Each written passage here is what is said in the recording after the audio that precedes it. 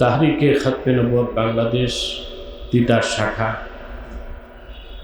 এবং কারামাতিয়া আরাবিয়া মাদ্রাসার উদ্যোগে আয়োজিত দ্বিতীয় বার্ষিক রোজার 3 দিনের বেলা আজকের তাফসীরুল কোরআন মাহফিলের সম্মানিত সভাপতি জনাব আনিসুর রহমান ভুইয়া, হাজারাত উলামায়ে কেরাম, তুলাবায়ে ইজাম, রোজা মুখে পবিত্র হৃদয়ে চরম ব্যস্ততার মধ্যে আজকে এই মাহফিলে যারা উপস্থিত হয়েছেন, স্বেচ্ছায় সানন্দে স্বতঃস্ফূর্তভাবে মনের আনন্দে শুধুমাত্র আল্লাহর কোরআনের দুর্বার টানে প্রবল আকর্ষণে তাদের সকলকে আমার অন্তরের অন্তঃস্থল থেকে জ্ঞাপন করছি হৃদয় নিংড়ানো ভালোবাসা, শুভেচ্ছা এবং অভিনন্দন। সবটুকুন শুকরিয়া আল্লাহ সুবহানাহু ওয়া তাআলার জন্যে, যিনি আজকের বরকতপূর্ণ মাহফিলে আমাদেরকে আসার বসার তৌফিক মেহেরবানি করে ভিক্ষা দান করেছেন। সেজন্য আসুন আমরা সকলে একবার অবনত চিত্তে হৃদয়ের আবেগ অনুভূতি উজাড় করে সমবেত কণ্ঠে সবাই একবার বলি আলহামদুলিল্লাহ।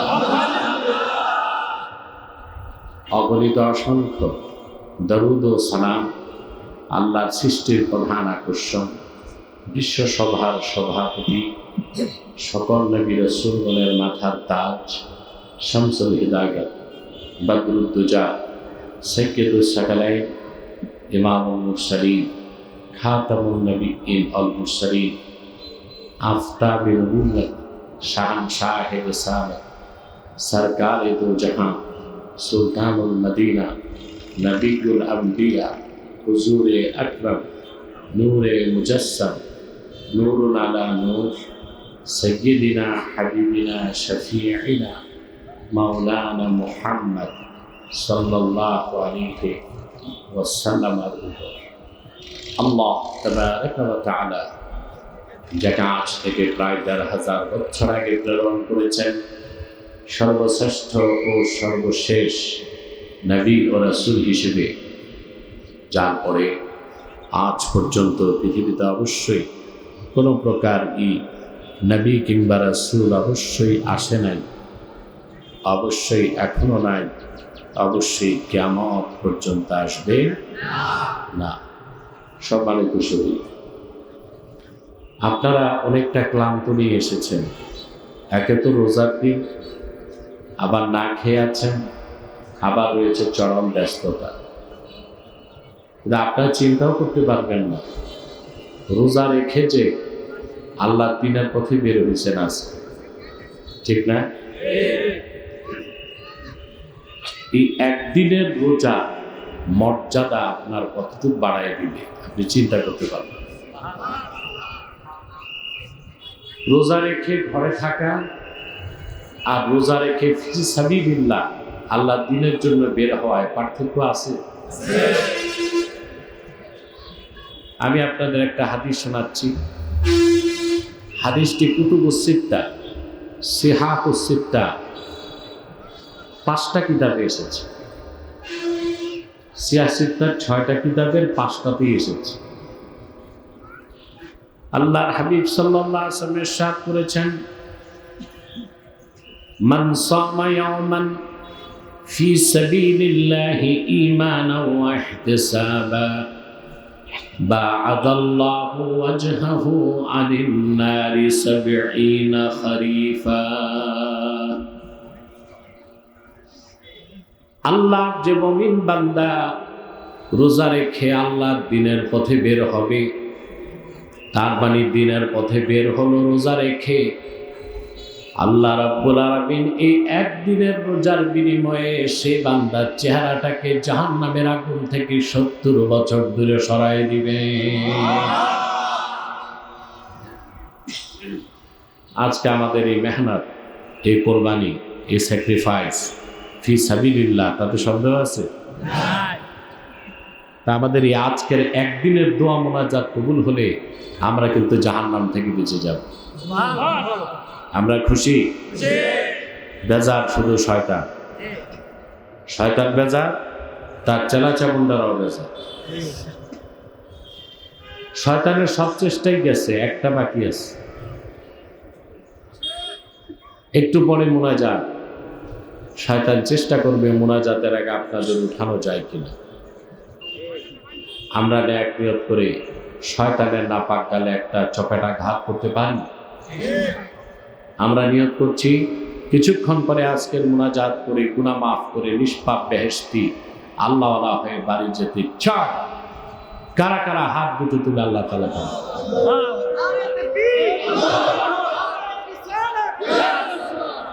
আল্লাহ কবুল করুন। এবার আমার যে ভাইরা দাঁড়িয়ে আছেন, আপনাদেরকে করজোর অনুরোধ করব, এখানে গাদাগাদি না করে ওই বাম পাশের কোনাটায় কিছু জায়গা আছে, বসে যান, কেউ দাঁড়িয়ে থাকবেন না। সাজ্জাদুল বাড়ি আরো বিছানার ব্যবস্থা করুন। আমি আজকে আপনাদের সামনে তেলাওয়াত করেছি সূরাতুর রাআদ থেকে। বলুন তো কোন সূরা? এই সূরা থেকে আপনাদের সামনে আমি 35 নম্বর আয়াতটি তেলাওয়াত করেছি। আমরা মুমিন মুসলমান, আমাদের চূড়ান্ত গন্তব্য কি, আর সেই চূড়ান্ত গন্তব্যে যাওয়ার জন্য আমাদের সম্বল কি, এই কথাগুলোই আমি আপনাদের সামনে আলোকপাত করব ইনশাআল্লাহ। আমার সঙ্গে আপনারাও তেলাওয়াত করুন, যেন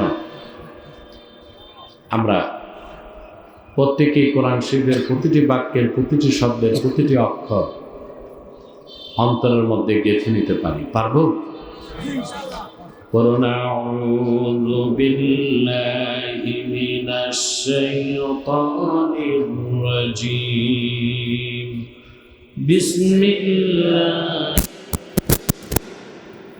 রহমানির রহিম।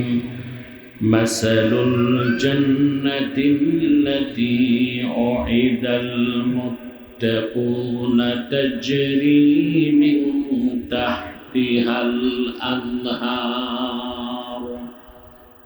أكلها دائم وظلها تلك عقبى الذين اتقوا وعقبى الكافرين النار صدق الله العظيم وصدق رسوله النبي الكريم ونحن على ذلك من الشاهدين والشاكرين والحمد لله رب العالمين আল্লাহ তাআলা বলেন মাসালুল জান্নাত আই সিফাতুল জান্নাত আল্লাতী উইদাল মুত্তাকুন আই আল্লাতী ওয়া'আদাহাল্লাহু লিল মুত্তাকিন। সুবহানাল্লাহ। সেই জান্নাত, যে জান্নাতের ওয়াদা করা হয়েছে আল্লাহর খাস বান্দা যারা মুত্তাকি তাদের জন্য। সুবহানাল্লাহ। যে জান্নাতের ওয়াদা করা হয়েছে, আল্লাহ ওয়াদা করেছেন তার খাস বান্দা মুত্তাকিদেরকে দান করবেন, সেই জান্নাতের সিফাত হচ্ছে, বৈশিষ্ট্য হচ্ছে এইরকম, তাজরি মিন তাহতিহাল আনহার, সেই জান্নাতের নিচ দিয়ে স্বচ্ছ পানির প্রস্রবণী প্রবাহমান। উকুলুহা দাইমুন ওয়া জিল্লুহা, সে জান্নাতের খাদ্য চিরস্থায়ী, তার মনোমুগ্ধকর শান্তিদায়ক ছায়াটাও চিরস্থায়ী। তিলকা উকবাল্লাযীনা তাকাও ওয়া উকবাল কাফিরিনান নার। ঈমান আনার পরে যারা তাকওয়া অবলম্বন করে মুত্তাকি হয়ে যাবে, এই জান্নাত হচ্ছে তাদের চূড়ান্ত গন্তব্য, আবাসস্থল। ওয়া উকবাল কাফিরিনান নার, আর যারা অবিশ্বাসী কাফের তাদের চূড়ান্ত গন্তব্য আবাসস্থল হচ্ছে জাহান্নাম। বলেন নাউজুবিল্লাহ। আমরা প্রত্যেকটি মানুষ সফরে আছি। কিসে আছে? সফর কোনটা? আপনি আপন বাড়ি থেকে যখন বের হবেন, যত দূরে যান আপনি সফরে আছেন। আবার যখন আপনার নিজের বাড়িতে ফিরে আসবেন তখন আপনার সফর শেষ। তা আমাদের আসল বাড়ি হচ্ছে জান্নাত। ওখান থেকে আমরা বের হয়েছি, আর ওখানে ফিরে যাওয়ার আগ পর্যন্ত আমাদের অনন্তের যাত্রা চলতেই থাকবে। ঠিক না? আমাদের আসল বাড়ি কি? কারণ বাবার বাড়ি আসল বাড়ি। বাবার বাড়ি, আমাদের বাবার বাড়ি কোন? আল্লাহ পাক বলে, এই রোডে কথা বন্ধ করো,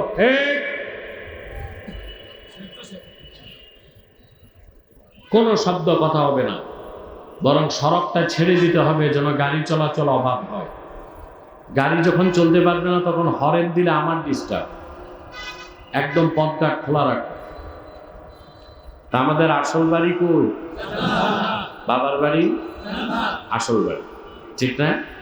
আল্লাহ পাক কোরআন কারীমে বলে, وَقُلْنَا يَا آدَمُ اسْكُنْ أَنْتَ وَزَوْجُكَ الْجَنَّةَ وَكُلَا مِنْهَا رَغَدًا حَيْثُ شِئْتُمَا وَلَا تَقْرَبَا هَذِهِ الشَّجَرَةَ فَتَكُونَا مِنَ الظَّالِمِينَ। আল্লাহ রাব্বুল আলামিন বলেন,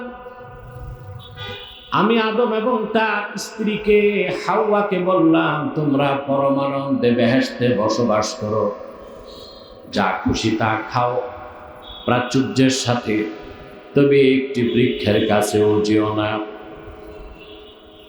যদি একটি বৃক্ষ গন্ধবের কাছে যাও তোমরা ক্ষতিগ্রস্তদের কাতারে শামিল হয়ে যাবে। তো আমাদের বাড়ি ছিল কই? বাবার বাড়ি ছিল জান্নাত। সেখান থেকে আমাদের বের করলো শয়তান।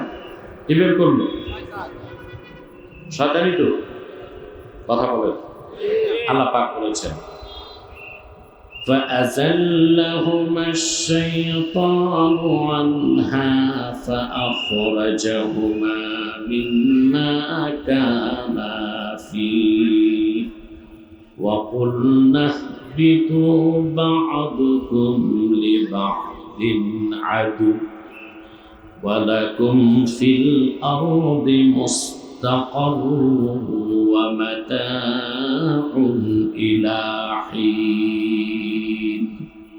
আল্লাহ পাক বলেন, মানুষের আদি পিতা আদম আর তার স্ত্রী মানব জাতির আদি মাতা, এই দুইজনকে বেহেশত থেকে বের করলো অস্ত্র দিয়ে সরকার। কি করলো? আমরা আসলাম দুনিয়ায়। সাউন্ডটা ক্লিন করো, কমাও কমাও, আরো একটা হরেনের আওয়াজ ডবল হচ্ছে, ওটা বন্ধ করো। আমার বেশি আওয়াজ দরকার নেই, কম আওয়াজ, স্পষ্ট আওয়াজ।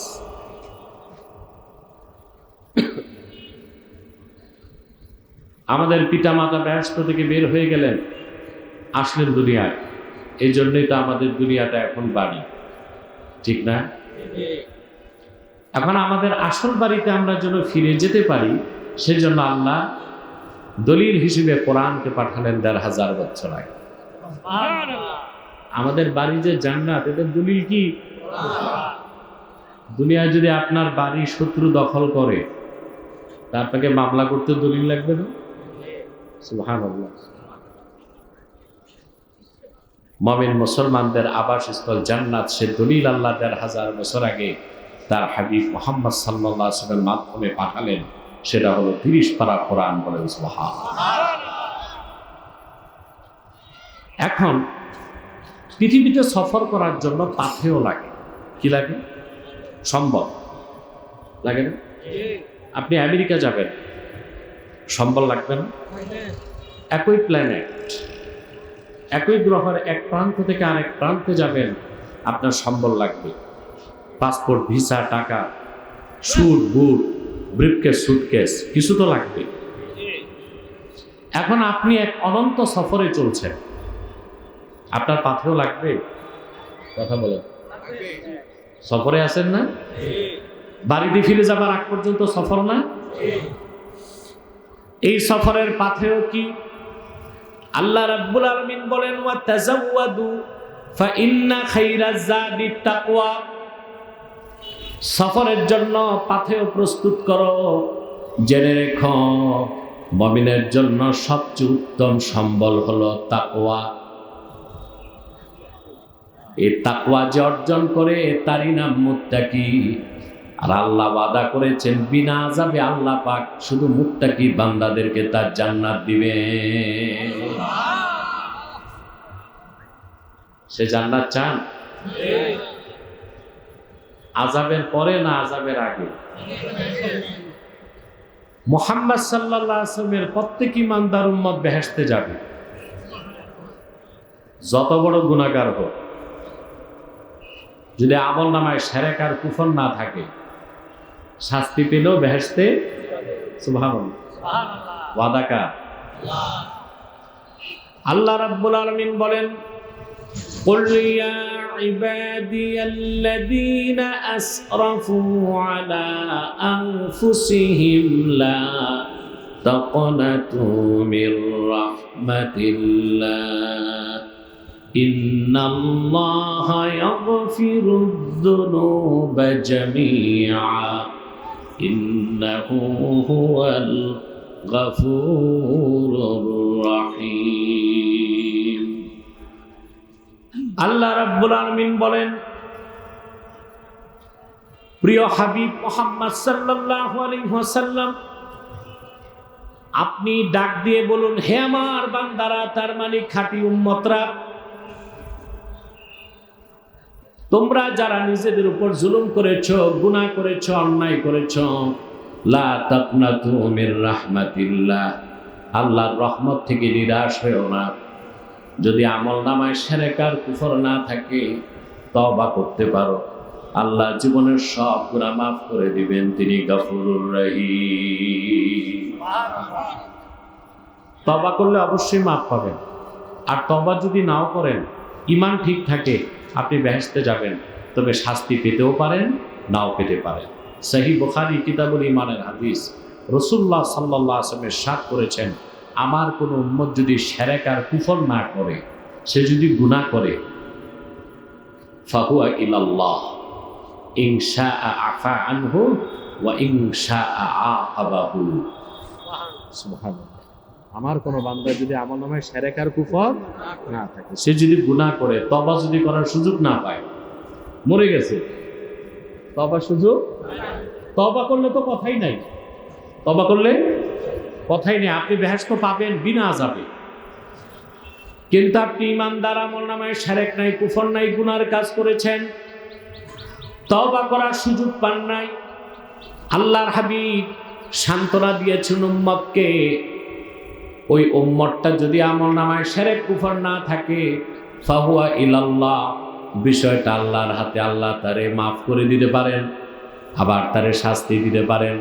কিন্তু কোন মুমিন যতই শাস্তি পাক, তার শেষ গন্তব্য আল্লাহর জান্নাত। আযাবের পর হতেও পারে আযাবে। আর আপনারা কি গ্যারেন্টি চান বিনা আযাবে বেহেশত? কে কে?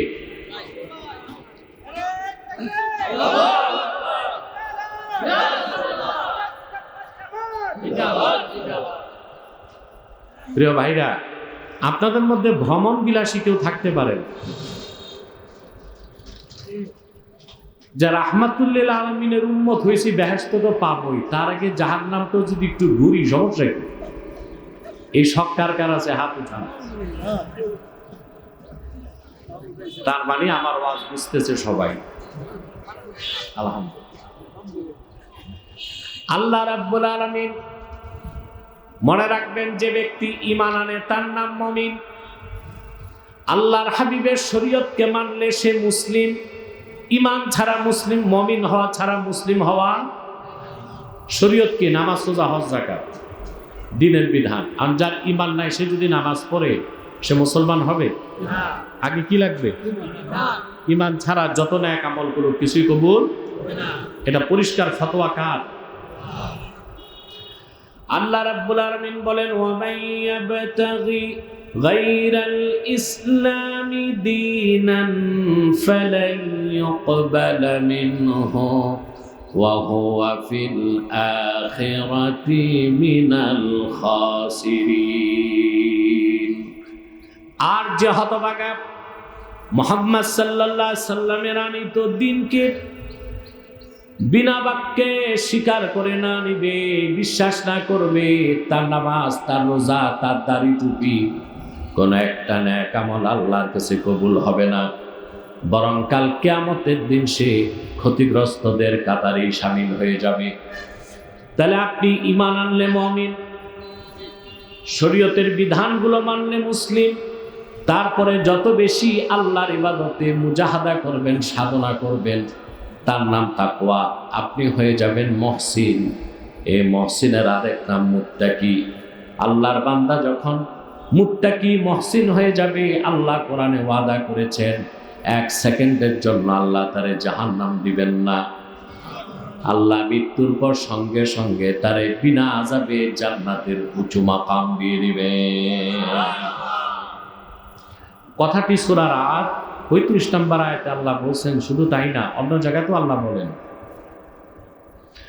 আল্লাহ রাব্বুল আলামিন বলেন, ওয়াসারি'উ ইলা মাগফিরাতিন মির রাব্বিকুম ওয়া জান্নাতিন আরদুহাস সামাওয়াতু ওয়াল আরদ উ'ইদ্দাত লিল মুত্তাকিন।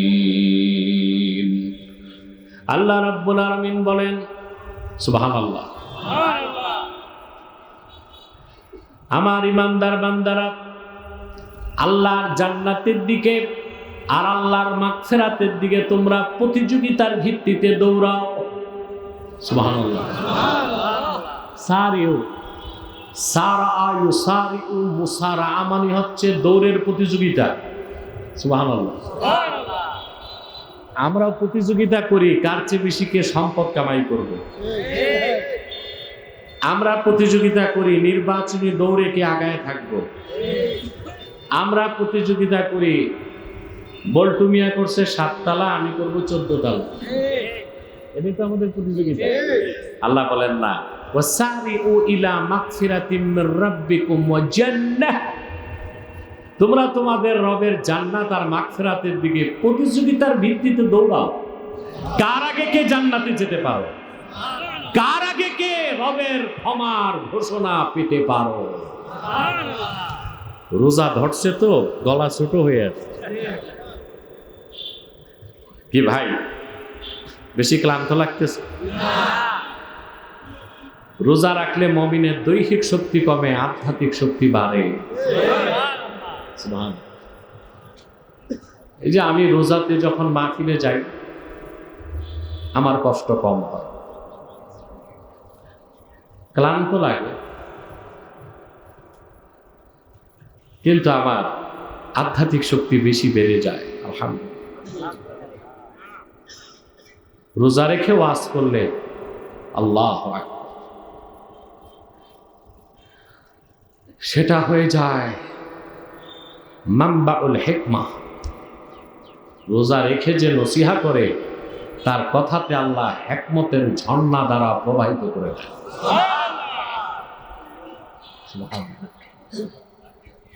প্রিয় ভাইরা, তাহলে আমরা, আল্লাহ বলেছেন মুত্তাকি যারা, তোমরা তোমাদের রবের মাগফিরাত ও জান্নাতের দিকে দৌড়াও, যে জান্নাতের প্রশস্ততা আকাশ ও জমিনের প্রশস্ততার সমান। ও ইদ্দাত লিল মুত্তাকিন, এই জান্নাতটা তৈরি করা হয়েছে মুত্তাকিদের জন্য। বলেন সুবহানাল্লাহ। জান্নাত কাদের জন্য? আলোচ্য বিষয় কি? মুত্তাকি। আলোচ্য বিষয় কি? খেয়াল করতেছেন? আমার বিষয়টাও বুঝতে পারতেছেন, ঠিক না? এরপর আল্লাহ তাআলা মুত্তাকিদের কিছু বৈশিষ্ট্য আলোচনা করেন। الذين ينفقون في السراء والضراء والكاظمين الغيظ والعافين عن الناس والله يحب المحسنين। আল্লাহ রাব্বুল আলামিন বলেন, মুত্তাকি তো তারাই যারা দান খয়রাত করে থাকে সুখের সময় এবং দুঃখের সময়, সচ্ছল অবস্থায় দান করে খরচ করে, অসচ্ছল অবস্থায়ও দান করে খরচ করে, রাগকে দমন করে, অন্য মুসলমানকে বিনা শর্তে ক্ষমা করে দেয়। আল্লাহ বলেছেন তারাই মহসিন। আল্লাহ মহসিন বান্দাদেরকে ভালোবাসেন, আর আল্লাহ যাদেরকে ভালোবাসেন তাদেরকে কোনোদিন তিনি জাহান্নামে দিতে পারেন না। মুত্তাকিরাই মহসিন, মুত্তাকিরাই। এই মুত্তাকি হবার জন্য, মহসিন হবার জন্য দরকার তাকওয়া। তাকওয়াটা হচ্ছে মুজাহাদা। এটা কি? আপনার মুজাহাদা বুঝেন? পিসাবের মুরিদ যারা, তারা তো বুঝেন। কথা বলেন, পিসাবরা কি শিখায়? মুজাহাদা, ঠিক না? শিখায় কি না? পিসাবরা পুরাটা শিখায় না। মুজাহাদা বলতে আমরা কি বুঝি? আমরা বুঝি মুজাহাদা মানে হচ্ছে নোংরা কাপড় পরা, ছিদ্রযুক্ত টুপি পরা, প্লাস্টিকের স্যান্ডেল যেটা 7 বার ঝালাই হয়েছে, গোশত থাকতো খিচুড়ি খাওয়া, স্প্রিংয়ের খাটে না ঘুমায় কাঠের তক্তায় ঘুমানো, জঙ্গলে যে চিল্লা দেওয়া, এর নাম দিয়েছে মুজাহাদা। এটাই মুজাহাদা না, তাকওয়াটাই মুজাহাদা। যে মুজাহাদায় সফল হয় সেই মুত্তাকি। এই মুত্তাকির আরেক নাম মহসিন। বলেন সুবহানাল্লাহ। 1 সেকেন্ডের জন্য আল্লাহ তাআলা জাহান্নাম দিবেন। কোরআনে কারীমে আল্লাহ তাআলা সূরা আল-কাবুতের শেষ আয়াতে বলেন, স্টেজে পুরো উঠানামা কেন? সূরা আল-কাবুতের শেষ আয়াতে আল্লাহ তাআলা বলেন, ওয়াল্লাযীনা জাহাদু ফীনা লানাহদিয়ান্নাহুম সুবুলানা ওয়া ইন্নাল্লাহা লামাআল মুহসিনিন। আল্লাহু আকবার। আল্লাহ রাব্বুল আলামিন সূরা আল-কাবুতের 69 নম্বর আয়াতে বলেন, শেষ আয়াত, আর যে সকল ঈমানদার আমি আল্লাহর হকে আমাকে পাওয়ার জন্য, আবার সন্তুষ্টির জন্য মুজাহাদা করবে, প্রাণান্তকর প্রচেষ্টা করবে, সাধনা করবে, আমি আল্লাহ তাদেরকে আমার কাছে পৌঁছার জন্য সবগুলো পথ দেখায় দিব।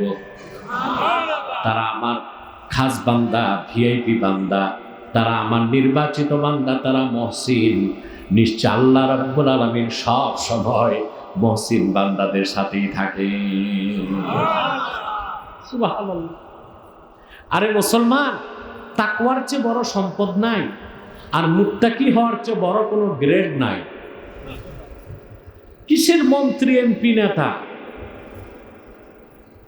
কিসের শিল্পপতি, সমাজপতি, ধনী, এগুলোর কোনো মূল্য আল্লাহর কাছে নাই। আল্লাহর কাছে মর্যাদা তার যার তাকওয়া বেশি। মুত্তাকি হিসেবে যার স্তর যত উপরে, আল্লাহর কাছে তার মর্যাদা তত বেশি। বলেন সুবহানাল্লাহ। ইসলামে কোনো বংশ বা শ্রেণীর মর্যাদা আছে? আল্লাহ রাব্বুল আলামিন কোরআন কারীমে বলেন, ইয়া আইয়ুহান নাসু ইন্না খালাকনাকুম মিন যাকারিন ওয়া উনসা وجعلناكم شعوبا وقبائل لتعارفوا إن أكرمكم عند الله يتقاكم। বাকিরা ঘুমাচ্ছে? কে কে ঘুমান একটু হাত তুলে দেখান তো। চরম সত্যবাদী কিন্তু নেহায়েত অমনোযোগী। কি বলে? খুবই সত্যবাদী কিন্তু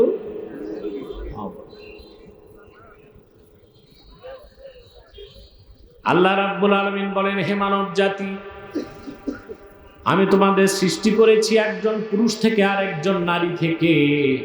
সুবহানাল্লাহ। অতঃপর বিভিন্ন গোত্র বংশে তোমাদেরকে বিন্যস্ত করেছি। মনে রেখো, ইন্না আক্রামাকুম ইনদাল্লাহি আতকাকুম, তোমাদের মানব জাতির মধ্যে তারই মর্যাদা বেশি আল্লাহর কাছে যার তাকওয়া বেশি। সেই জন্য মুসলমানেরা যখন সমাজ এবং রাষ্ট্রের নেতৃত্বের জন্য নেতা নির্বাচন করবে, এইটা দেখবে না কার জনসমর্থন বেশি, কার দুর্মুজ বাহিনী আছে, কার টাকা আছে, পিস্তল আছে, এগুলো দেখবে না। দেখবে মুসলমানদের মধ্যে যার তাকওয়া বেশি তারই নেতা হিসেবে সামনের কাতারে দিতে হবে। সুবহানাল্লাহ। আমরা এগুলো দেখি? আমরা দেখি কার পিস্তল বাহিনী আছে, কার দুর্মুজ বাহিনী আছে, পয়সা বেশি, হারাম পয়সা, ট্যাক্স নাই, ঋণ খেলাপির টাকা। বাংলাদেশকে সংস্কার করতে চাচ্ছে বর্তমান সরকার। আসলে কি সংস্কার সম্ভব? সম্ভব। আল্লাহর কোরআনের ফর্মুলাকে গ্রহণ করতে হবে, এছাড়া সম্ভব না। আপনারা যে বিপ্লবটা 5 তারিখ করছেন, ওইটা ফরাসি বিপ্লবের অনুসরণে। কোন বিপ্লব? এটা জানেন আপনারা? এগুলো তো পড়াশোনা করেন না আপনারা, কারণ হুজুগে বাঙালি না, না বুঝে বাঙালি। বিপ্লব একটা দেখছে তো সব বিপ্লব বিপ্লব করতেছে। বিপ্লবটা করা হয়েছে ফরাসি বিপ্লবের অনুসরণে। 1789 সালে ফরাসি বিপ্লবের শুরু হয়েছিল। কথা বুঝতে পারছেন? কিন্তু বিপ্লবটা সফল হয় নাই। পরবর্তীতে ওই বিপ্লবের কারণে ফ্রান্সে লক্ষ লক্ষ মানুষকে হত্যা করা হয়েছে, চুরি চামারি হয়েছে, লুটপাট হয়েছে, যা বাংলাদেশ ইতিমধ্যে শুরু হয়ে গেছে। 10 বছর পর সেই বিপ্লব কিছুটা সফল হলেও পরবর্তীতে সেই ধারাবাহিকতায় ফ্রান্স নেপোলিয়ন বোনাপার্টের হাতে চলে গেল, একনায়কতন্ত্র কায়েম হয়ে গেল। তা আপনারা যে বিপ্লব করেছেন 5ই আগস্ট, তা যদি ধরে রাখতে না পারেন, কাজে লাগাইতে না পারেন, বাংলাদেশও অরাজকতা বাড়তে থাকবে, ধর্ষণ, চুরি, ছিনতাই বাড়তে থাকবে, খুন খারাপি বাড়বে। এক সময় দেশে আসবে মার্শাল ল, তারপরে চলে আসবে একনায়কতন্ত্র, সেনা শাসন। আপনাদের বুদ্ধিজীবীরা এখন বলতেছে, আর আব্বাসি এই কথা বলতেছে আগস্ট মাস থেকে। পার নাই আমার লেকচার? কথা বলেন। এখন সবাই বলতেছে। এটা ঠেকানোর একমাত্র মাধ্যম হচ্ছে মুসলমানদের সুদৃঢ় ঐক্য। এই ঐক্যই পারে বাংলাদেশকে রক্ষা করতে। ফরাসি বিপ্লব যেটা হয়েছিল একটা স্লোগান থেকে। 5ই আগস্টের বিপ্লব আপনারা করছেন তুই রাজাকারের নাতিপুতি, এই একটা কথা থেকে। কথা বলেন। রাজাকারের ভদ্র মহিলা এক কথা বলে তার মসনদে আগুন লাগাই দিছে। আগুন আর নিবাইতে পারেন, দেশ ছেড়ে বাগছে। দলের মানুষগুলোকে মহা বিপদে ফিরে গেছে। এজন্য আপনাদেরকে আমি নসিহত করি, বিগত ফেসিবাদী সরকারের অপরাধী প্রত্যেকের ফাঁসি চাই, বিচার চাই। কিন্তু নিরীহ যারা দল করছে এখন বিপদে, তাদের গায়ে হাত দিবেন না। এটা ঠিক হবে না। আপনার কঠিন গুনাহ হবে যদি সে মুসলিম হবে, যদি সে তার গায়ে হাত দিতে পারবেন না। করছে আওয়ামী লীগ, বুঝে করছে, কেউ না বুঝে করছে, নেতৃত্ব পালাইছে। এই অসহায় মানুষকে যদি আশ্রয় না দেন, আল্লাহর কাছে আপনারা জবাবদিহিতার সম্মুখীন হবেন। তাদেরকে তওবার সুযোগ দেন, সংশোধনের সুযোগ দেন। পারবেন না? কারণ একজন মুসলিম আরেকজন মুসলিমকে মূল্যায়ন করবে দলের ভিত্তিতে না তাকওয়ার ভিত্তিতে? মুসলিম মুসলিমের গায়ে হাত দিতে পারে? আল্লাহর হাবিব সাল্লাল্লাহু আলাইহি ওয়াসাল্লাম ইরশাদ করেছেন, আল মুসলিমু মান সালিমাল মুসলিমুনা মিন লিসানিহি ওয়া ইয়াদিহি। একজন পরিপূর্ণ মুসলমানের খাসলত হচ্ছে তার হাত এবং তার জবানের অনিষ্টতা থেকে অন্য মুসলমানরা নিরাপদ থাকবে।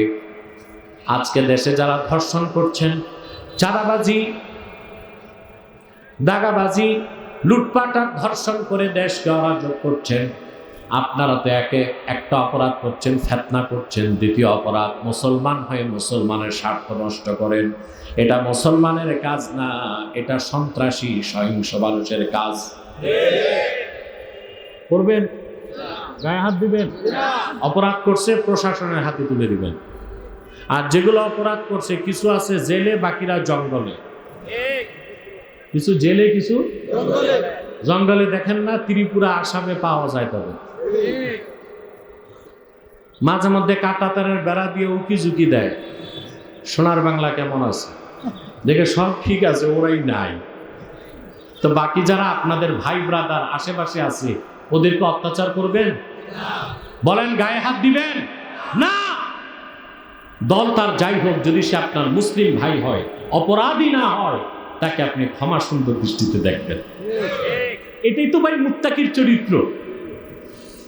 হাজরত ইমাম হোসেন রাদিয়াল্লাহু তাআলা, যে নেতারা আলেমদেরকে আসতে দেয়নি তাদের, আরে তাদেরকে তো ফাঁসি দিতে হবে, ওটা তো আরেকটা। যারা অপরাধী, খুনি, নির্যাতন নিপীড়ন করছে তাদের কোনো মাফ নাই। তাদেরকে মাফ করলে আল্লাহ তাআলা আমাদের উপর নারাজ হবেন। তাদের যাদের ফাঁসি দেওয়া দরকার ফাঁসি দিতে হবে, মৃত্যুদণ্ড মৃত্যুদণ্ড, যাবজ্জীবন যাবজ্জীবন। আমি বলেছি নিরীহ তৃণমূল পর্যায়ের মানুষদের কথা বুঝতে পারছেন? এটা যদি না করেন, আপনার যদি ঘরে ঘরে সহিংসতা সৃষ্টি করেন, তখন দেশে সিভিল ওয়ার বা গৃহযুদ্ধের সুযোগ হয়ে যাবে। এটা হতে দেওয়া যাবে না। এটি আমার উদ্দেশ্য, বুঝতে পারছেন? আরে ভাই, আমার চেয়ে আমাকে যত বাধা নির্যাতন করছে আগের সরকার, এগুলো তো ইতিহাস হয়ে আছে। আমি এগুলো বলি না, বলতে চাই না, মাঝে মধ্যে টক শোতে প্রশ্ন করলে বলি, কথা বুঝতেছেন? কিন্তু নিরীহ যেগুলো দলের কারণে দল না বুঝে দল করছে, এদের ক্ষেত্রে তো আমাদের ক্ষমা সুন্দর দৃষ্টিতেই দেখা উচিত না ভাই? কথা বলে। কিন্তু যারা এই লক্ষ লক্ষ কর্মীকে বেকায়দায় ফেলে পালাইছে, ওগুলোর কোনো ক্ষমা নাই।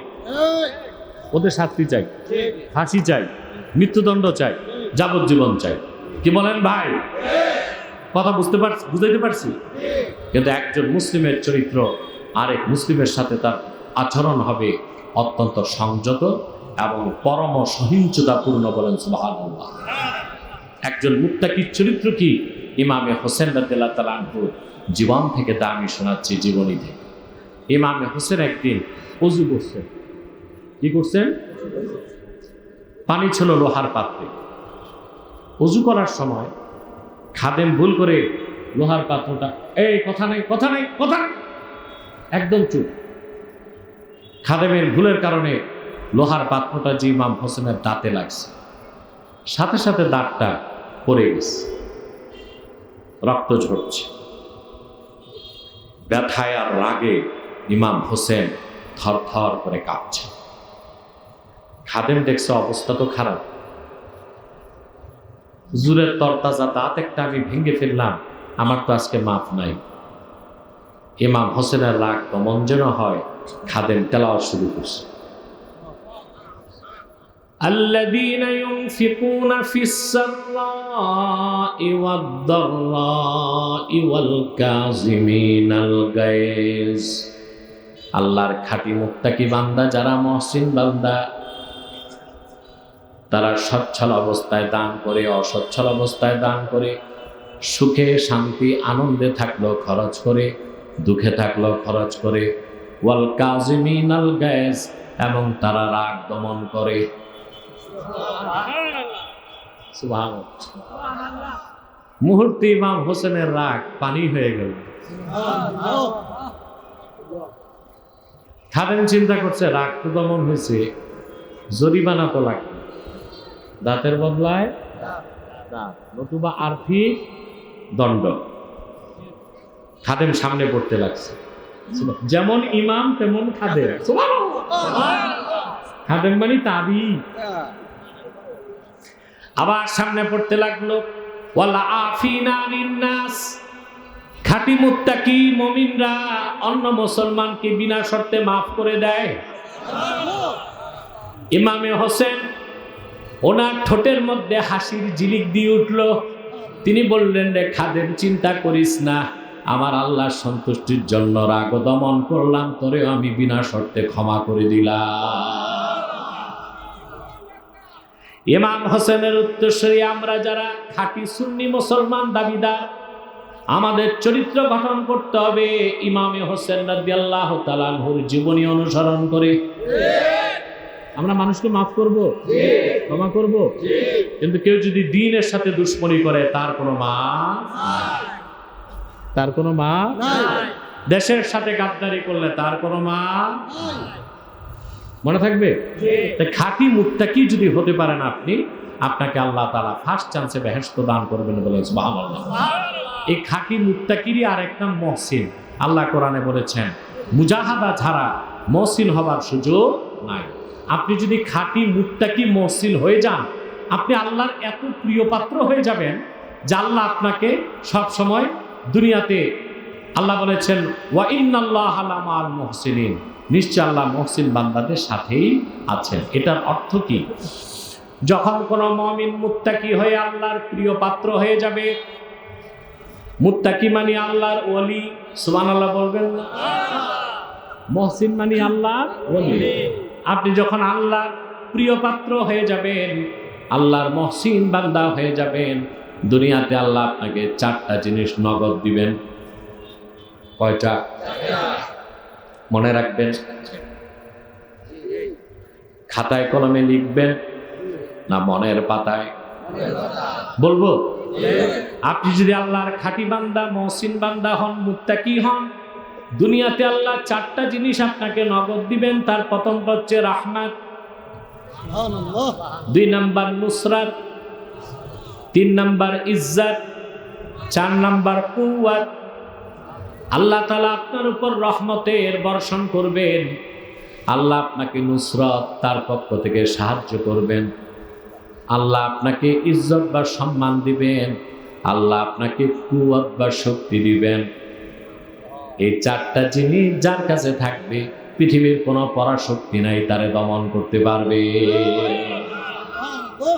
কটা জিনিস মুখস্থ করেন? রাহমাত, ইজ্জত, নুসরাত, কুওয়াত। রাহমাত, ইজ্জত, নুসরাত, কুওয়াত। রহমত দিবেন, সাহায্য করবেন, সম্মান দিবেন, শক্তি দিবেন। আপনি আল্লাহর এত পছন্দের হয়ে যাবেন, আপনি গুনাহ করতে চাইলেও আল্লাহ করতে দিবেন না। আপনি জাহান্নামের পথে যাইতে চাইলে আল্লাহ আপনাকে বেহেশতের পথ ধরাই দিবেন। সুবহানাল্লাহ। আল্লাহ ভালোবাসলে কত ভালোবাসে জানেন? হাদিস সাক্ষ্য দেয়, রাতের বেলা আল্লাহ তাআলা ফেরেশতাদেরকে ভাগ করেন।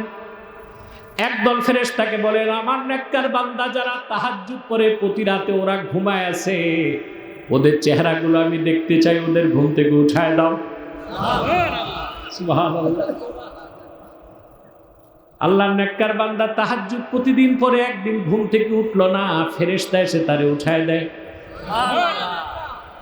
আরেক দল ফেরেশতাকে আল্লাহ প্রেরণ করে বলেন, আমার কিছু বদকার বান্দা আছে, ওদের চেহারা আমি গভীর রাতে দেখতে চাই না, ওদের ঘুম পাড়ায় রাখো। আল্লাহর প্রিয় পাত্র যখন হয়ে যাবেন, আল্লাহ আপনাকে এত নৈকট্য দান করবেন, আপনি অবশ্যই বেহেশতে যাবেন। 1 সেকেন্ডের জন্য জাহান্নামের আগুন আপনার গায়ে লাগবে না। সুবহানাল্লাহ বলবেন না? আপনি গুনাহ করতে চাইলে করতে পারবেন না। আপনার ইজ্জত রক্ষার দায়িত্ব হবে আল্লাহ, আপনার সম্মান বাড়ায় দেবার দায়িত্ব হবে আল্লাহ। আপনাকে স্পিরিচুয়াল পাওয়ার, আধ্যাত্মিক অপার্থিব শক্তি দিবেন কে? আপনাকে আল্লাহ রহমতের চাদরে ঘেরাও করে নেবেন। এই কথাগুলো বোঝানোর জন্য আল্লাহ কোরআন থেকে আমি একটা দৃষ্টান্ত দিব। সূরা ইউসুফে আল্লাহ রাব্বুল আলামিন পয়গম্বর ইউসুফের ঘটনাটা তুলে ধরেছেন। আমি আমার বিষয়টাকে সুস্পষ্টভাবে প্রতিষ্ঠিত করার জন্য সেই ঘটনার একটা অংশ কোরআন কারীম থেকে আপনাদের সামনে তুলে ধরব। প্রস্তুত আছেন? কান খোলেন। মাথার কান না, মনের কান খুলছেন? বলবো? কোনো ডিস্টার্ব করবেন? যা দাঁড়িয়ে আছেন বসেন না ভাই, একটু বসেন, রহমত বেশি পাবেন। আরে সজীবকে দরকার ছিল আরো বড় মাঠে করা। গরমকাল না, গরমকালে তো মানুষ, আরে জায়গা তো নিয়ে এখানে আরো 3000 লোক দোকান যাবে, ওই জায়গা তো জায়গা না, রিল্যাক্সে বসতে হবে। একজনের অক্সিজেন আরেকজনের নাকে লাগলে এটা হইল নাকি? বাকিরা পিছনে যান, আরো কিছু বিছানা থাকলে দাও। সময় কত দেখো তো? হ্যাঁ, আমি বক্তব্য শুরু করেছি প্রায় 1.5 ঘন্টা হয়ে গেছে। আরো কিছু সময় আপনাদের সাথে থাকতে চাই, যদি আপনারা থাকতে চান। ঠিক আছে? রোজার দিনে এত বরকত, খাবার দাবার নাই। যদি আজকে রোজা না হইতো তো যে সিগারেট খোর অন্তত 3 বার উঠে যেত পাইপ টানতে, ঠিক না? যে পান করে পান খাইতে 2 বার অন্তত 3 বার যাইতো। চা যে খায় এ তো চা খাইতে হইতো, ঠিক না? কিন্তু রোজার মাস কি রহমতের মাস, এখানে আর কোনো সমস্যা সুবহানাল্লাহ বলবেন না? প্রিয় ভাইরা, না সুযোগ নেই। কথা শুনতেছেন, আর যেটা নিজেই শয়তান, শয়তান তো নাই, কিন্তু যেগুলো শয়তান নিজেরাই হয়ে আছে ওগুলোর কাছে শয়তান আসার দরকারও নাই। প্রিয় ভাইরা, যে কথা বলছিলাম, ইউসুফ আলাইহিস সালাম অনেক সুন্দর মানুষ ছিলেন। সুবহানাল্লাহ, এত সুন্দর, তার সৌন্দর্য দেখে জুলাইখার সঙ্গে সাথীরা আঙ্গুল কেটে ফেলছে, ঠিক না? হ্যাঁ আমার ভাইরা, তবে মনে রাখবেন ইউসুফ যতই সুন্দর ছিল, তার সৌন্দর্য লেখার মতো কলম আছে, বলার মতো কণ্ঠ আছে, চিন্তা করার আকল আছে। কিন্তু 1500 বছর আগে আমার আল্লাহর হাবিব নূর নবীজি মুহাম্মদ সাল্লাল্লাহু আলাইহি সাল্লামকে আমার আল্লাহ যে সৌন্দর্য জামাল দান করেছিলেন, তা লেখার কোনো কলম নাই, বলার কোনো কণ্ঠ নাই, চিন্তা করার মতো কোনো আকল নাই।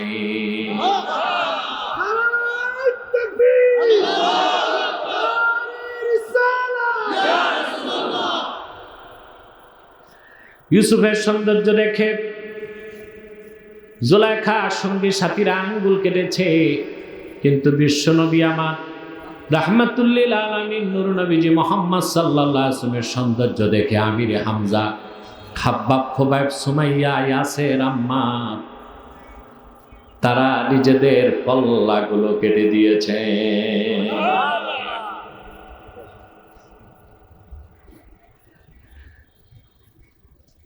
আল্লাহর হাবিব মুহাম্মদ সাল্লাল্লাহু আলাইহি ওয়াসাল্লামের সৌন্দর্য কত বেশি ছিল, সুনান তিরমিজি সাক্ষ্য দেয়। শামাইল তিরমিজির 14 নম্বর হাদিস, সাহাবী বর্ণনা করেন, ইদা তাকাল্লামা রুইয়া কান্নুর ইয়াখরুজু মিন বাইনি সানায়া। আল্লাহর হাবিব মুহাম্মদ সাল্লাল্লাহু আলাইহি সাল্লাম যখন কথা বলতেন, বেহেশতি হাসি হাসতেন। রাসূলুল্লাহ যখন বেহেশতি হাসি হাসতেন, রাসূলুল্লাহ 2 দাঁতের মাঝখান দিয়া নূর বেরিয়ে যেত। আল্লাহর হাবিব সাল্লাল্লাহু আলাইহি ওয়াসাল্লামের সৌন্দর্য কত বেশি ছিল। আনাস ইবনে মালিক রাদিয়াল্লাহু তাআলা আনহু হাদিস বর্ণনা করেছেন, সহিহ বুখারী 2য় খণ্ড 910 পৃষ্ঠার হাদিস। আনাস বিন মালিক বলেন, খালেদে সাইফুল্লাহর জন্য আল্লাহর হাবিব দোয়াতে হাত তুললেন, যুদ্ধে যেন তার বিজয় হয়।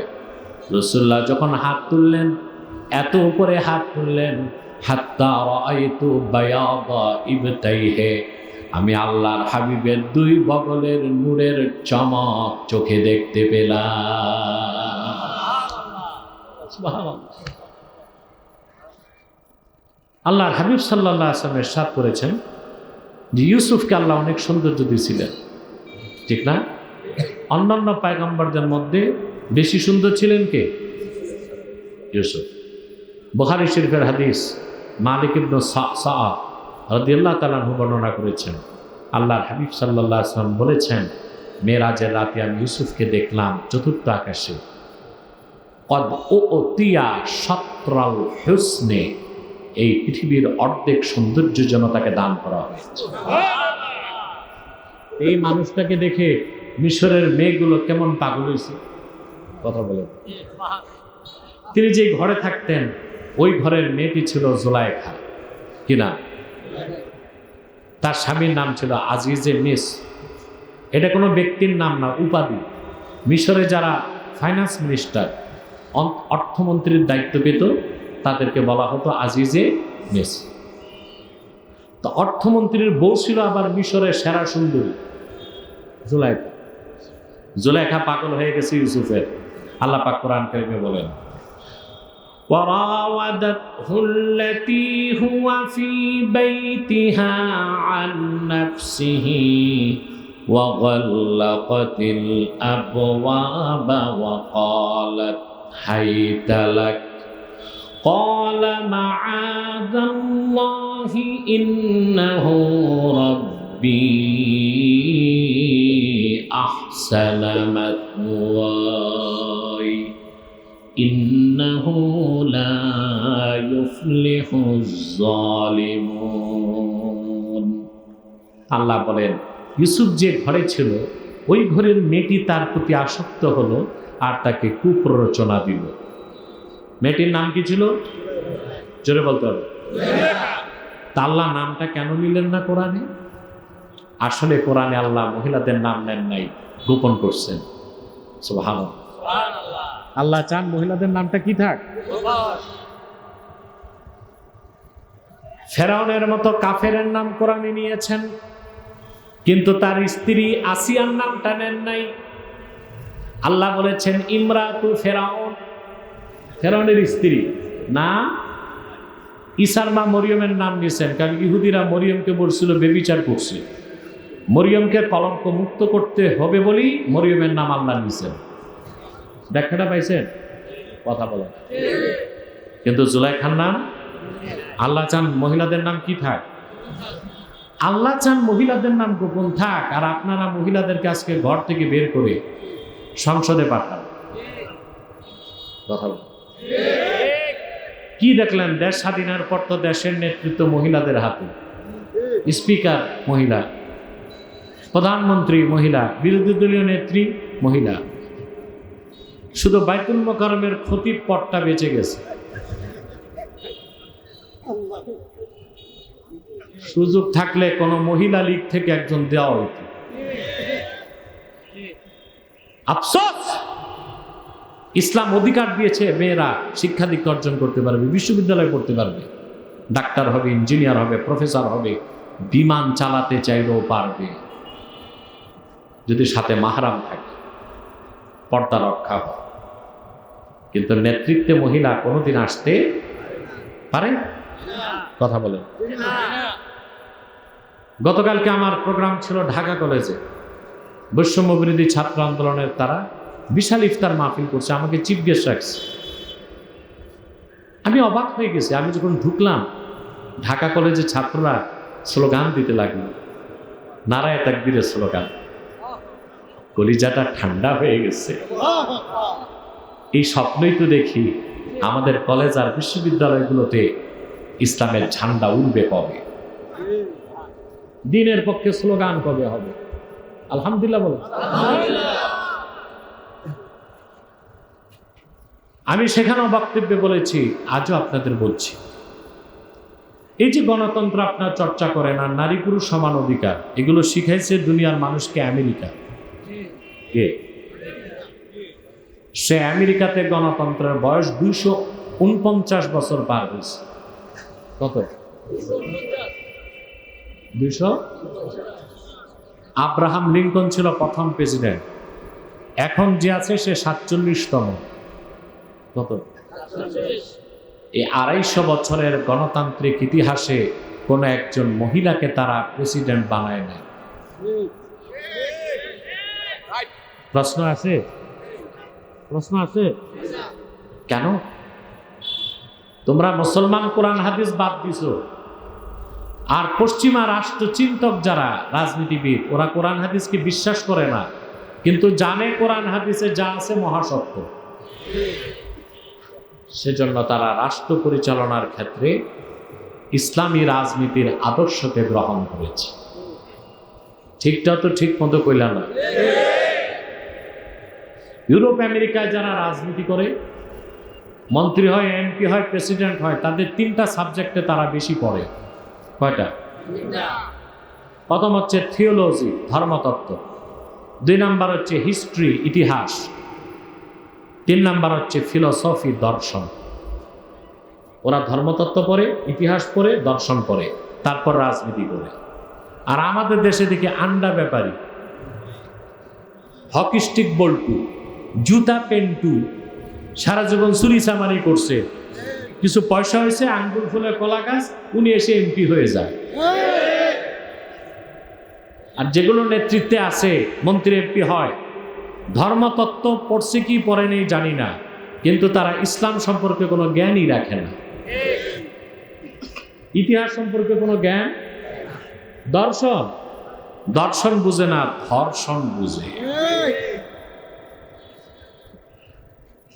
আমি খুব গবেষণা করে পেলাম, আমেরিকাতে যারা থিঙ্ক ট্যাঙ্ক, পলিসি মেকার, এই ক্ষেত্রে তারা ইসলামের বিধানটা অনুসরণ করে, ইসলাম নারী নেতৃত্বকে নিরুৎসাহিত করে।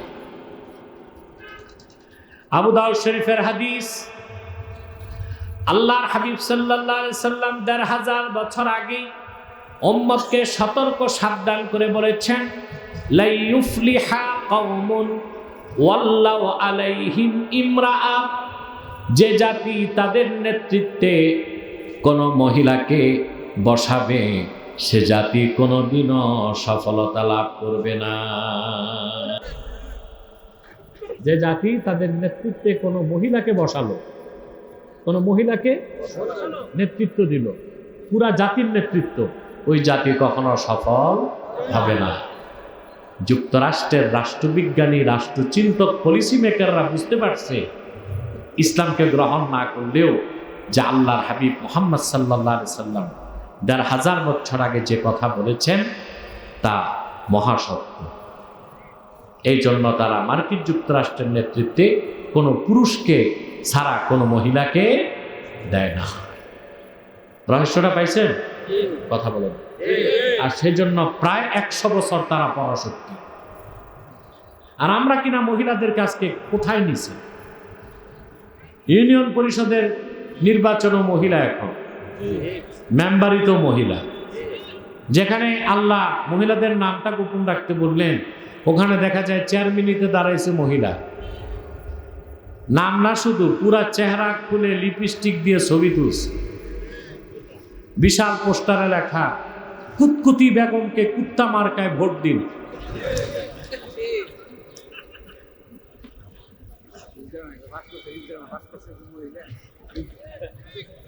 বলেন, তাই দেখতেছেন না? আপনাদেরকে সাবধান হতে হবে, কোন মহিলাকে ভোট দিবেন না। দিবেন না? মহিলাদেরকে তো সমস্যা আছে। যত মহিলা আমি দেখছি চেয়ারম্যান, মেম্বার হয়েছে, এগুলো আর স্বামীর সংসার করতে পারে না,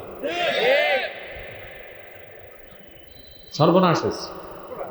হ্যাঁ, এই কাজ করবেন না। আমি পত্রিকায় দেখলাম, কুমিল্লাতে এক এলাকায় মেম্বারিতে দাঁড়াইছে মহিলা, গণসংযোগে গেছে পুরুষদের নিয়ে, রাতে ফিরার পথে চরিত্রহীন লম্পট পুরুষগুলো মহিলা মেম্বারের ইরি খেতে সর্বনাশ করে দিচ্ছে। এটা কি মহিলাদের কাজ? কথা বলে। তাহলে কোন মহিলাদেরকে আপনারা ভোট দিবেন? আল্লাহ চান মহিলাদের নামটাও কি থাক। এবার আসেন মূল কথায় যাই।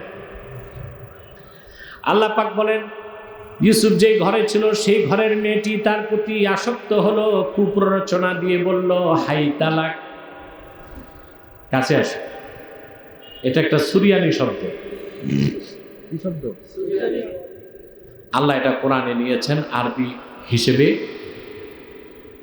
আরবি ভাষার মধ্যে আল্লাহ এটা নিয়েছেন, হাই তালাক অর্থাৎ আসক। জুলাইখা তো পরমা সুন্দরী, দেখলো ইউসুফ তার সৌন্দর্য মোটেও বলেন না, মোটেও।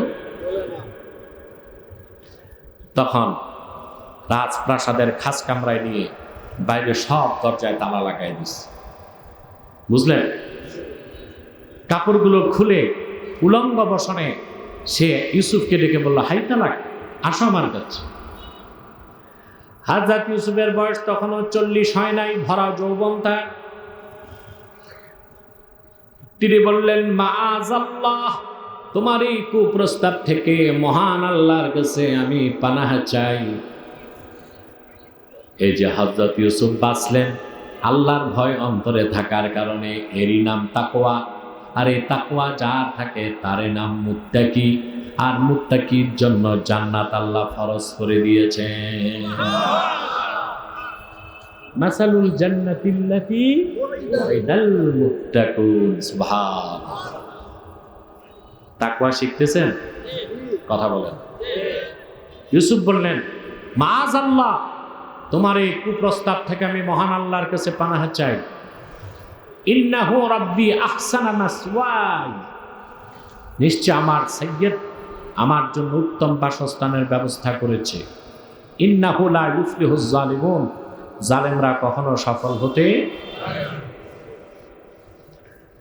আল্লাহ রাব্বুল আলামিন তারপরে বলেন, ওয়ালাকাদ হাম্মাত বিহি ওয়া হাম্মা বিহা লাউলা আররা বুরহানা রাব্বি কাযালিকা লিনাসরিফা আনহুস সুআ ওয়াল ফাহশা ইন্নাহু মিন ইবাদিনাল মুখলাসিন। আল্লাহ রাব্বুল আলামিন বলেন, জুলাইখা ইউসুফের সঙ্গে তার কামনা বাসনা পূরণ করার জন্য চূড়ান্ত ইচ্ছা করে ফেলল। তারপরে আল্লাহ কি বলেন কান পেতে শোনেন মুসলমান। ওয়া হাম্মা বিহা, ইউসুফও দুর্বল হয়ে গেল, সেও ইচ্ছে করেই ফেলতো যদি না সে তার রবের নিদর্শন না দেখত। ইউসুফকে বাঁচাইছেন কে? আল্লাহ। জুলাইখাকে বাঁচান না, কারণ জুলাইখা ছিল বেঈমান, ইউসুফ ছিল ইমানদার। ইউসুফ আল্লাহর ভয় অন্তরে আনছে, কিন্তু একজন যুবতী নারী পোশাক খুলে ফেলছে, তখন কি আল্লাহর রহমত ছাড়া বাঁচা যায়? মহসিন বান্দাকে সাহায্য কে করেন? আল্লাহ। রহমত কে করেন? আল্লাহ। ইজ্জত কে দেন? আল্লাহ। হেফাজত কে করেন? আল্লাহ। কুওয়াত কে দেন? আল্লাহ। আমার কথার প্রমাণ হচ্ছে। এখন হযরত ইউসুফ কি নিদর্শন দেখলেন? যে মিশরের পরমা সুন্দরী যুবতী ষোড়শী মেয়ে জুলাইখা পোশাক খুলে ফেলে তাকে কুপ্রস্তাব দেবার পরও তিনি গুনাহ থেকে বেঁচে গেলেন। সুবহানাল্লাহ। প্রশ্ন আসে না, আল্লাহ কি নিদর্শন দেখালেন? তিনটা বর্ণনা তাফসীরে পাওয়া যায়। একটা বর্ণনা পাওয়া যায়, ইউসুফ যখন খানিকটা দুর্বল হয়ে গেলেন, জুলাইখার প্রস্তাবে সম্মত হয়েই যাবেন, এমন সময় তিনি দেখেন তার বাবা হযরত ইয়াকুব দাঁড়ায় আছেন। ইয়াকুব ছিলেন কেনানে, ইউসুফ ছিলেন মিশরে। তিনি দেখেন তার বাবা দাঁড়ায় আছেন। ইউসুফ দেখে, জুলাইখা দেখে না। তিনি দেখেন তার বাপ ইয়াকুব জিহ্বায় কামড় দিয়া তর্জনী আঙ্গুলি উঠায় বলতেছে, রে ইউসুফ, আল্লাহর হস্তে সামনে বাড়িস না। এটাকে বলা হয় ইস্তেমদাদে রুহানি। ইস্তেমদাদে রুহানি সাহায্য। ইয়াকুব কিন্তু কেনান, ইউসুফ ছিলেন মিশর। এটার নাম ইস্তেমদাদে রুহানি। সুবহানাল্লাহ বলেন। আমার ভাইয়েরা, পূর্বের আম্বিয়া ইকরামকে আল্লাহ তাআলা ইস্তেমদাদে রুহানির ক্ষমতা দিতেন, আর আল্লাহ রাব্বুল আলামিন দয়া করে তার হাবিব মুহাম্মদ সাল্লাল্লাহু আলাইহি সাল্লামের উম্মতের আউলিয়া ইকরামকে ইস্তেমদাদে রুহানি দেন। আল্লাহু আকবার। মাওলানা শাহ কারামত আলী জনপুরি রহমতুল্লাহ, যার নামে এই মাদ্রাসা। আপনি জানেন কারামত আলী জনপুরি কত বড় ওলি ছিলেন, মুজতাহিদ ছিলেন, আলেম ছিলেন, 42টা কিতাব লিখে গেছেন। 2 কোটি লোক তার হাতে ইসলাম গ্রহণ করে মুসলমান হয়েছে। শুধু বাংলাদেশ না, বাংলা, বিহার, আসাম, 3টা রাজ্যে তিনি দ্বীনের দাওয়াত দিয়েছেন। কোটি কোটি মানুষ তার কাছে বায়াত নিছে, ধুতি খুলে লুঙ্গি পরছে, টিকলি মুছে টুপি লাগাইছে। এই ইতিহাস আমি আর কি বলবো, আপনারাই তো জানেন। আলহামদুলিল্লাহ, জানেন আপনারা। ওনার সাথে খুব বেশি তখন লড়াই চলতো ফরাইজিদের।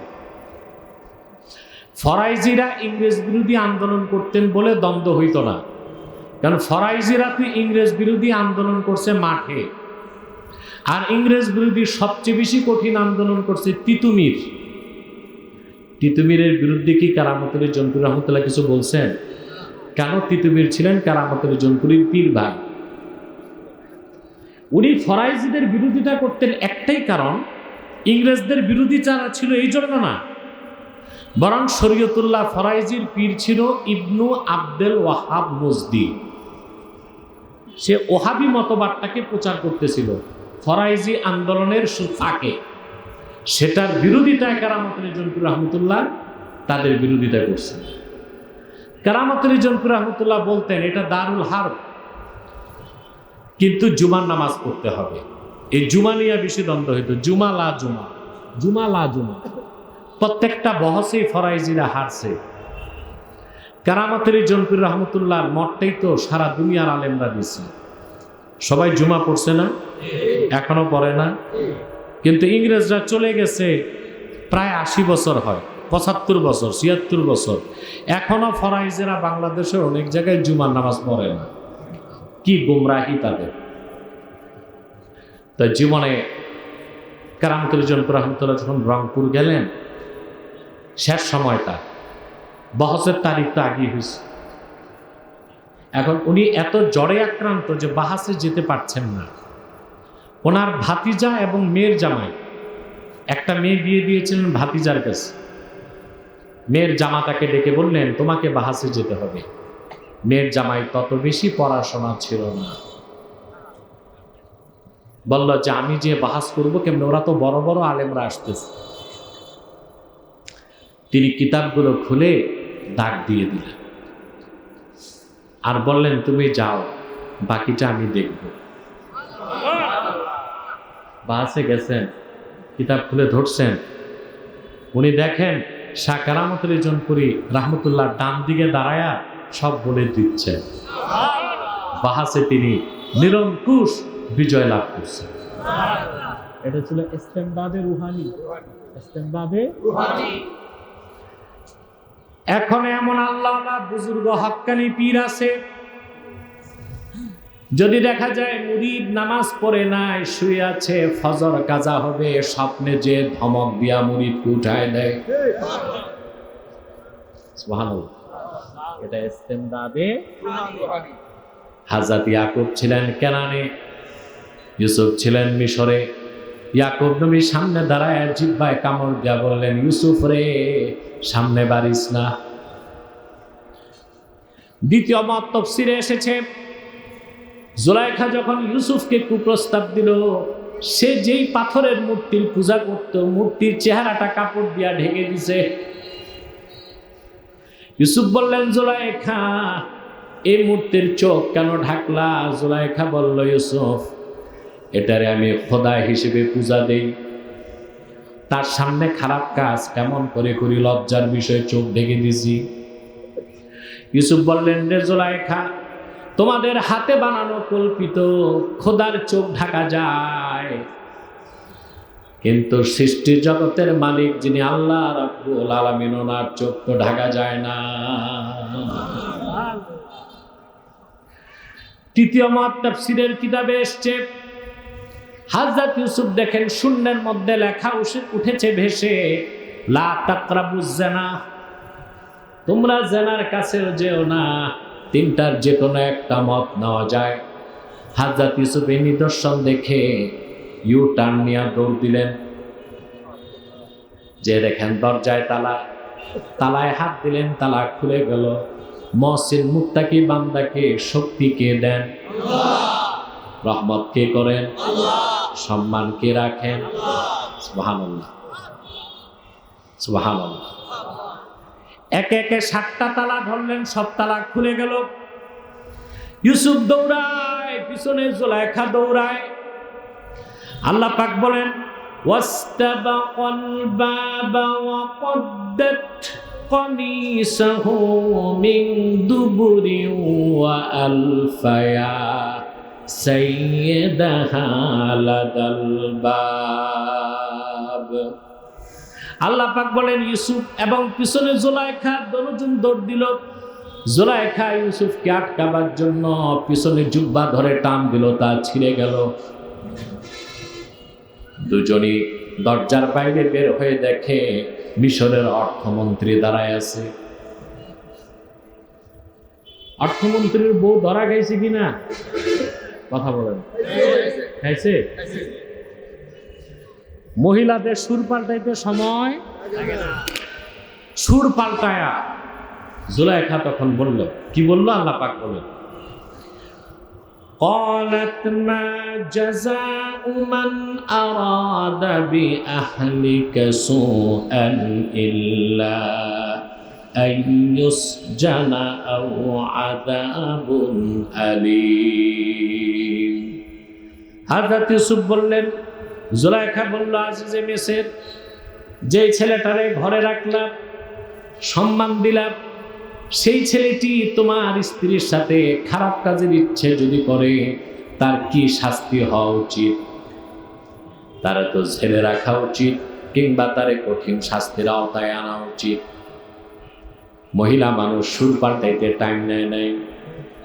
আপনাদের মহিলাও কিন্তু যাওয়ার আগে সুরটা নরম করছিল, কথা বলে না?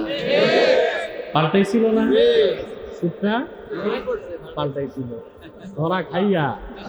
প্রথম বলছে রাজাকারের নাতি পুতিদেরকে দিব নাকি, পরে সুর পাল্টায় বলে আমি তো এইটা বলি নাই, এইটা বলতে চাইছি।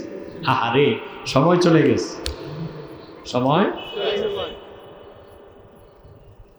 আমার ভাইয়েরা, কথাগুলো কেন বলি? পরাজিত শক্তি থেকে আগামীর বিজয়ী শক্তিকে শিক্ষা নিতে হবে। যারাই বাংলাদেশে রাজনীতি করবে তাদের এটা মনে রাখতে হবে, বাংলার মাটি ইসলামের ঘাঁটি, বাংলার মাটি আল কোরআনের ঘাঁটি, বাংলার মাটি আলেম ওলামা পীর মাশায়েখের ঘাঁটি। ইসলাম মুসলমানকে চ্যালেঞ্জ করে বাংলার ক্ষমতায় কেউ টিকতে পারে নাই, আগামীতেও টিকতে পারবে না। এটা মনে রাখতে হবে। এই জন্য বারবার বলি, মনে করাই দিই, কথা বুঝেন না? আমার প্রিয় ভাই ও বন্ধুগণ, সুর পাল্টায় জুলাইখা বলল, ছেলেটারে জায়গা দিছো, কি করতে চাইছে দেখ। হযরত ইউসুফ আত্মপক্ষ সমর্থন করে বললেন, قال هي راودتني عن نفسي وشهد شاهد من أهلها إن كان قميصه قد من قبل فصدقت وهو من الكاذبين। ইউসুফ বললেন, আজিজে মিসর, সে মিথ্যা বলছে, আমি তার প্রতি আসক্ত হই নাই, সেই বরং আসক্ত হয়েছে, আমাকে কুপ্রস্তাব দিয়েছে। এখন দুইজনকে নির্দোষ প্রমাণ করার চেষ্টা করছে। বিচারের ট্রান্সপারেন্সির জন্য সাক্ষ্য লাগবে না? আর 7 কামরার ভিতরে সাক্ষ্য কোত্থেকে আসবে? একটা ছোট বাচ্চা ছিল যার বুলি ফুটে নেই। জুলাইখা ভাবছে ও কি দেখবে, কি বুঝবে, আর কি বা বলবে। কিন্তু আল্লাহ তাআলা ইউসুফের ইজ্জত রক্ষায় ওই ছোট বাচ্চার জবান খুলে দিছে। ছোট্ট শিশুটি বলল, আজিজে মিসর, যদি তুমি দেখো ইউসুফের জুব্বাটা সামনের দিক দিয়ে ছিন্ন হয়েছে, তাহলে জুলাইখা সত্য বলেছে, ইউসুফ মিথ্যাবাদী। وَإِنْ كَانَ قَمِيصُهُ قُدَّ مِنْ دُبُرٍ فَكَذَبَتْ وَهُوَ مِنَ الصَّادِقِينَ। আর যদি দেখো ইউসুফের জুব্বাটা পিছন দিক দিয়ে ছিন্ন হয়েছে, তাহলে জুলাইখা মিথ্যাবাদী, ইউসুফ সত্যবাদী। আল্লাহ রাব্বুল আলামিন বলেন, ফালাম্মা রাআ قميصه قد من دبر قال إنه من كيدكن إن كيدكن عظيم। আল্লাহ পাক বলেন, আজিজে মিসর যখন দেখল ইউসুফের জুব্বা পিছন দিক দিয়ে ছিল। তিনি প্রমাণ পেয়ে গেলেন তার বউ দায়ী, দোষীকে স্ত্রী দায়ী। তখন তিনি তার স্ত্রীকে লক্ষ্য করে বললেন, তোমরা নারী জাতি, তোমাদের চক্রান্ত মারাত্মক। চক্রান্ত? আচ্ছা ভাই, যত বড় সন্ত্রাসী হোক, মন্ত্রী হোক, এমপি হোক, বউয়ের সাথে চলে? চলে? কথা বলেন। কত মেয়ে আছে আপনাদের স্বামী বিদেশ টাকা কামাই করে, আর স্বামীর টাকা নিয়ে আরেক বন্ধুর সাথে ফুটাইগিরি করে? আছে না? মেয়েটা একবার চিন্তা করে না তার স্বামী বিদেশ থেকে রক্ত পানি করা ঘামের পয়সা পাঠায়, একে তো গুনাহ, তারপর স্বামীর সাথে চরম গাদ্দারি। কথা বুঝেন না? স্বামী দেশে এসে দেখে ব্যাংকের অ্যাকাউন্টও খালি, ঘরের বিছানাও খালি। বিচারে বসছে, বউকে ঠকানো যায় না, ছেলেটারই ঠকানো, ঠিক না? বউ বড় গলায় বলে, 10 বছর জোরে যে রেখে গেছো আর খোঁজ খবর রাখছো নাকি? কথা বল। প্রচলিত আইনও নারীদের পক্ষে, পুরুষদের পক্ষে নয়। নারী নির্যাতনে মামলা আছে, পুরুষ নির্যাতনে মামলা না। বাংলাদেশের আইনকে সংস্কার করা দরকার। নারী নির্যাতনে মামলা থাকলে পুরুষ নির্যাতনের মামলাও থাকতে হবে। এটা কেমন ইনজাস্টিস, কি অবিচার এটা? এদেশের মহিলারা কি স্বামীদের মারে না? তো বিচার নাই? নাই তো, আইনি তো নাই। নারীদের চক্রান্ত কি মারাত্মক। হযরত ইউসুফ বললেন, হযরত ইউসুফকে আজিজে মিসর তখন বললেন, ইউসুফ আরিদ আন হাযা ওয়াস্তাগফিরি লিযামবিক ইন্নাকা কুনতি মিনাল খাতিঈন। ইউসুফ, তুমি নির্দোষ, আমি প্রমাণ পেয়েছি। তুমি আর মহিলার দিকে দৃষ্টি দিও না, মনোযোগ ফিরাও।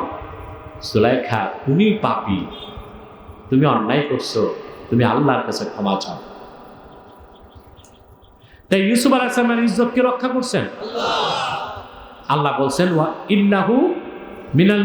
ইন্নাহু মিন ইবাদিনাল মুখলাসিন, আই মুহসিনিন, আই মুত্তাকিন। কারণ ইউসুফ ছিল আমার মুত্তাকি বান্দাদের একজন। বলেন সুবহানাল্লাহ। তো তাকওয়া অর্জন করবেন, মুত্তাকি হবেন, জান্নাত ওয়াজিব হয়ে যাবে। বলেন সুবহানাল্লাহ। তাকওয়ার ব্যাপারে চূড়ান্ত কথাটা বলেই আমি শেষ করছি। মুত্তাকি কিভাবে হবেন? ইমামে বাগাবী তাফসীর মাআলিমুত তানজিলে লেখেন, হযরত ওমর রাদিয়াল্লাহু তাআলা আনহু হেঁটে যাচ্ছেন, অপর দিক দিয়ে আসতেছিল কাবুল আহবার। কাবুল আহবারকে দেখে হযরত ওমর বললেন, ইয়া কাব হাদিসনি আনিত তাকওয়া। কাবরে, তাকওয়া কাকে বলে? আল্লাহ মুত্তাকি হতে বলেছেন, তাকওয়া কি জিনিস আমাকে ব্যাখ্যা করো। কাবুল আহবার বললেন, আমিরুল মুমিনিন, হাল আখাস্তা তরিকান যা শাওকিন ইয়া খলিফাতা রাসূলিল্লাহ সাল্লাল্লাহু আলাইহি ওয়াসাল্লাম। আল্লাহর হাবিবের খলিফা হে ওমর, আপনি কি কণ্টকাকীর্ণ কাঁটাযুক্ত পথে হেঁটেছেন নাকি? হযরত ওমর বললেন, একবার নয়, বহুবার। কাবুল আহবার বললেন, কিভাবে হেঁটেছেন? হযরত ওমর বললেন, সাবধানে হেঁটেছি, সড়কের বিষাক্ত কাঁটা যেন আমার গায়ে না লাগে, কাপড়েও যেন না লাগে। কাবুল আহবার বললেন, আমিরুল মুমিনিন, এরই নাম তাকওয়া। এই দুনিয়ায় আল্লাহ রাব্বুল আলামিন এবং আল্লাহর রাসূল নবীগণের মাথার তাজ মুহাম্মদ সাল্লাল্লাহু আলাইহি ওয়াসাল্লাম যা কিছু হারাম করেছেন, প্রত্যেকটা হারাম মুমিনের জন্য এক একটা বিষাক্ত কাঁটা। সুদ একটা কাঁটা, ঘুষ একটা কাঁটা, চগলখড়ি, গীবত, শেকায়েত, খাদ্যে ভেজাল মিশানো, পরের সম্পদ লুণ্ঠন করা, এইসব এক একটা কাঁটা। মুমিন যখন আল্লাহকে ভয় করে এইসব হারাম কাজ ছেড়ে দিবে আর হারামের কাঁটা থেকে তার চরিত্রকে রক্ষা করবে, এরই নাম তাকওয়া। আর সেই মহাসাধকের নাম মুত্তাকি। আল্লাহ বলেছেন, মুত্তাকিদের জন্য জান্নাত ওয়াজিব করে দেওয়া হয়েছে। তাই রমজান মাসে তাকওয়া শিখবেন। 1 মাসের জন্য না 12 মাসের জন্য? এই 1 মাসে তাকওয়া শিখবো, 12 মাস শয়তানকে মোকাবেলা করব। পারবো তো ইনশাল্লাহ? আসুন আমরা মোনাজাত করি।